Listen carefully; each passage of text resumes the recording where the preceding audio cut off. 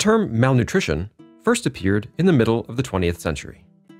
A many-faceted condition, it was defined as an imbalance in the nutritional status, caused by too few or too many essential nutrients. But the history books recount only the extreme and tragic form of malnutrition, famine. The result of war, disease, and climate change, famine has been the scourge of humanity since time began. Pediatricians were the first to develop an interest in malnutrition through their work with children. At the beginning of the 20th century, Professor Antoine Marfont, one of the French founders of pediatrics, described a state he called athrepsia, literally, a child with no growth. World War II and its devastating impact on the nutritional status of the people of Europe, and especially that of Jews in the Warsaw Ghetto and prisoners of war, accelerated research into causes and treatment of malnutrition. In 1945, English physician John Waterlow, a specialist in child malnutrition, began studying causes of Kwashiorkor syndrome, a severe form of malnutrition characterized by edema and a distended belly. He also drew up a classification of the various classes of malnutrition, from stunting to wasting. The Waterlow classification was to have a major influence around the world on those involved in nutrition. It took until the end of the 20th century for medical treatment of malnutrition to become firmly established. In 1993, leading international researchers and aid organizations specialized in malnutrition-related issues agreed on the need for a protocol to treat severe acute malnutrition. A high-energy milk powder became the cornerstone of this new protocol. A company, Nutriset, worked on developing F100, the first ready-to-dilute therapeutic milk. And in August 1993, it was tested successfully in Rwanda. But the search continued for another product, even better adapted to conditions on the ground, and that the countries concerned could manufacture themselves. This was accomplished in 1996, when a mixture of peanuts, sugar, and milk was developed, bringing about the first ready-to-use therapeutic food paste.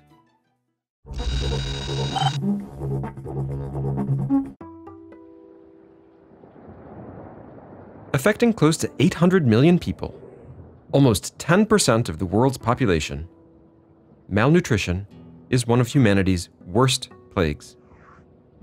The proportion of the world's population that is malnourished has decreased in the past 10 years. But, given the growth in population, the absolute number of people suffering from malnutrition has in fact increased. Sub-Saharan Africa has the highest rate of malnutrition in the world, with 1 in every 4 Africans not getting enough to eat. Asia, the most populated continent, but East and Southeast Asia have made spectacular progress. Whereas 40% of their inhabitants were malnourished in the 1970s, this number has now dropped down to 10%. In South America and the Caribbean, the number of people suffering from hunger has fallen by 2/3 since 1990. Not getting enough food can lead to the medical condition called malnutrition, and children are the most vulnerable. Every year, over 2.5 million children under the age of 5 die of malnutrition. Malnutrition is frequently an underlying cause of infant mortality. And when malnutrition accompanies other diseases, such as malaria, AIDS, pneumonia, or tuberculosis, it exacerbates the health status of young children and precipitates death. Malnutrition can be chronic or acute. In the first case, it's a poor diet that persists over time and impairs children's development. When the body has to consume its own tissue to survive, the medical term changes, and the condition is referred to as acute malnutrition. In India, 1 million young children suffer from it. Some of the other worst affected countries are Nigeria, Pakistan, Bangladesh, Ethiopia, the Democratic Republic of Congo, Sudan, and the Philippines. Malnutrition is a matter of economics. In Niger, 80% of inhabitants live off agriculture. But the country isn't able to feed all of its population, and so finds itself in a situation of chronic malnutrition. Lack of rainfall and poor harvests result in food crises, like those seen in 1996, 2005, and 2010.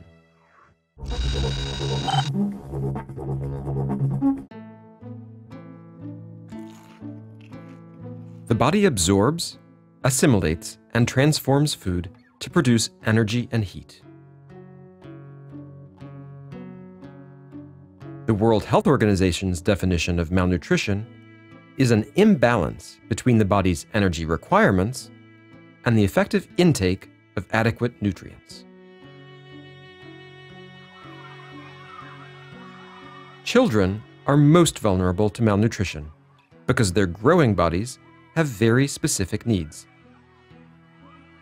As long as they're breastfed, babies benefit from a complete nutrition until the age of 6 months. The risk of malnutrition often starts when they're weaned. There are several types of malnutrition. Chronic malnutrition is when children are exposed to a prolonged nutritional deficit, which stunts their physical and mental development. Acute malnutrition is often the result of a famine. When a child doesn't have enough food for vital functions, the body consumes its own fat, tissue, and muscles. Initially, we speak of moderate acute malnutrition. If it persists, it progresses to a more severe, life-threatening form of malnutrition. There are 2 forms of severe acute malnutrition. The most common is called marasmus. Children suffer from tissue and muscle wasting and become emaciated. The second type of severe acute malnutrition is kwashiorkor. We've all seen pictures of children who have kwashiorkor. They're the malnourished ones with the distended abdomens. They suffer from water retention. They develop edema of the feet, and in the worst cases, over their whole body. Kwashiorkor affects children who, for example, are weaned too quickly when a younger sibling replaces them at their mother's breast. The immune system weakens, and the child is at risk of other childhood diseases. For a long time, scientists thought that kwashiorkor was the result of insufficient protein combined with an infection. But even now, nobody knows exactly why it develops.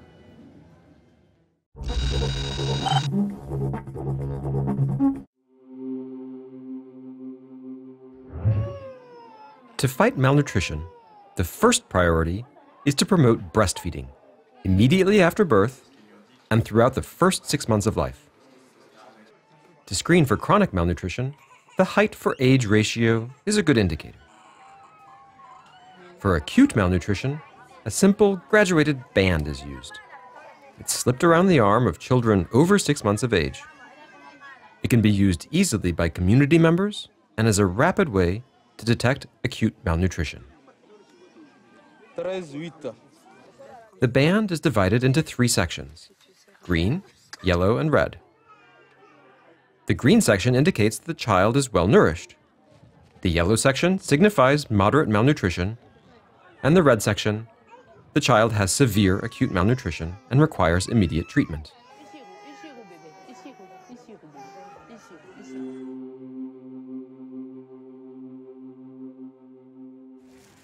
To prevent and treat different types of malnutrition, children are prescribed nutritional supplements. For moderate acute malnutrition, ready-to-use pastes are used to complement the regular diet of the child. They contain animal protein, vegetable fats, sugars, and micronutrients. Children suffering from severe acute malnutrition need therapeutic food. Their contents are very similar to the supplementary foods, but have a richer calorie content and must be the only food the child eats until they recover.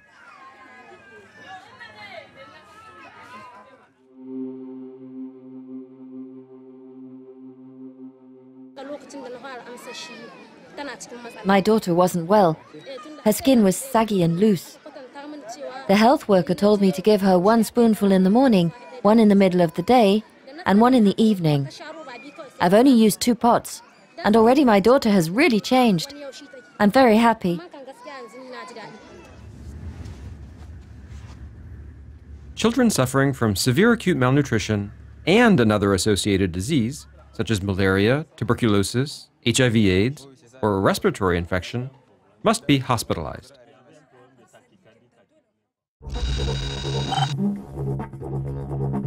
We've seen tremendous progress in the treatment of malnutrition over the last 20 to 30 years. First, with the development of standardized and ready-to-prepare therapeutic milk like F75 and F100, and then next with the creation of ready-to-use therapeutic food products like Plumpy Nut. The second step allowed us also to get out of the hospital and into the communities, and thus facilitating the ability to upscale the treatment of malnutrition so that we could treat many more children. Despite these advances, there are still millions of children that die from malnutrition. The problem is not a lack of treatment. We have a treatment that's effective in treating malnutrition. The problem is access to this treatment. We work on developing strategies that are simplified and that are adapted to specific contexts, and we hope that through this we will be able to screen and diagnose the children that are in most need of treatment, and then also get the treatment to those that are in need of it to be able to prevent them from dying. Nutrition is just one aspect of a child's health, and really in order to prevent malnutrition, we need to look at a child's health globally. We need to look at their development. We need to make sure that they get their vaccines, that they have the appropriate medical care in order to prevent malnutrition, to prevent the diseases that cause malnutrition. Examples of this are HIV, TB, measles, malaria. These are all childhood illnesses that make a child more likely to develop malnutrition. These are approaches that can only be realized from a political standpoint, economic, agricultural standpoints. We need to make sure that there's enough food in quality and quantity, and that it gets to those who need it. So to conclude, it's essential that we continue to find and treat children with malnutrition, especially those that are at high risk of death because of this malnutrition.